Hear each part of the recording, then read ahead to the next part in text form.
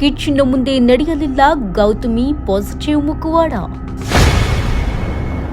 ಕೋಪವಿದ್ದವರ ಮುಖಕ್ಕೆ ಹೊಡೆದ ಸ್ಪರ್ಧಿಗಳು.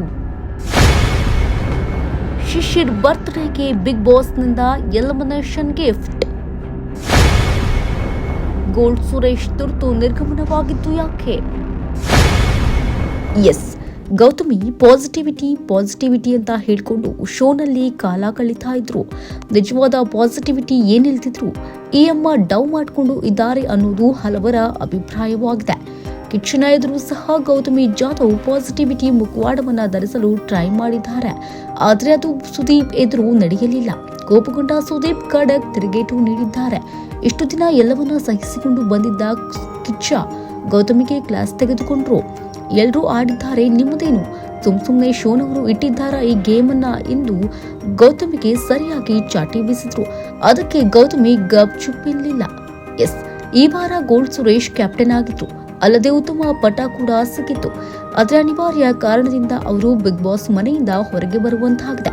ಗೋಲ್ಡ್ ಸುರೇಶ್ ಕುಟುಂಬದಲ್ಲಿ ತುರ್ತು ಪರಿಸ್ಥಿತಿ ಉಂಟಾಗಿದೆ. ಹಾಗಾಗಿ ಅವರ ಅವಶ್ಯಕತೆ ಬಿಗ್ ಬಾಸ್ ಮನೆಯಿಂದ ಅವರ ಕುಟುಂಬದವರಿಗೆ ಹೆಚ್ಚಾಗಿದೆ. ಹೆಚ್ಚು ತಡ ಮಾಡದೆ ವಸ್ತುಗಳನ್ನ ಪ್ಯಾಕ್ ಮಾಡಿಕೊಂಡು ಕೂಡಲೇ ಬಿಗ್ ಬಾಸ್ ಮನೆಯಿಂದ ಹೊರಗೆ ಬನ್ನಿ ಎಂದು ಬಿಗ್ ಬಾಸ್ ಸೂಚನೆ ನೀಡಿದ್ದಾರೆ. ಫೈನಲಿಸ್ಟ್ ಸ್ಪರ್ಧಿ ಎನ್ನಲಾದ ಶಿಶಿರ್ ಈ ವಾರ ಬಿಗ್ ಬಾಸ್ ಮನೆಯಿಂದ ಆಚೆ ಬಂದಿದ್ದಾರೆ. ಬಟ್ ಯಾರು ಕೂಡ ಇದನ್ನ ಎಕ್ಸ್ಪೆಕ್ಟ್ ಮಾಡಿರಲಿಲ್ಲ. ಶಿಶಿರ್ ಅವರು ಫೈನಲ್ ವರೆಗೂ ಬರ್ತಾರೆ ಎನ್ನುವುದು ಹಲವರ ಅಭಿಪ್ರಾಯವಾಗಿತ್ತು. ಹುಟ್ಟುಹಬ್ಬದ ದಿನವೇ ಶಿಶಿರ್ಗೆ ಬಿಗ್ ಬಾಸ್ ಕೊನೆಯವರೆಗೂ ನೆನಪಲ್ಲಿ ಉಳಿಯುವ ಉಡುಗೊರೆ ಕೊಟ್ಟಿದ್ದಾರೆ. ಸುರೇಶ್ ಮನೆಯಿಂದ ಹೊರ ಹೋಗುವ ಸಂದರ್ಭದಲ್ಲಿ ಮಾವ ಅಂತಿದ್ದ ಹನುಮಂತ ಬೇಸರದಿಂದ ಎಲ್ಲ ಒಳ್ಳೆಯದು ಆಗುತ್ತೆ, ಬೇಜಾರು ಮಾಡ್ಕೋಬೇಡ ಮಾವ, ಹೋಗ್ಬಾ ಎಂದು ಮುದ್ದಾಗಿ ಹೇಳ್ತಾರೆ.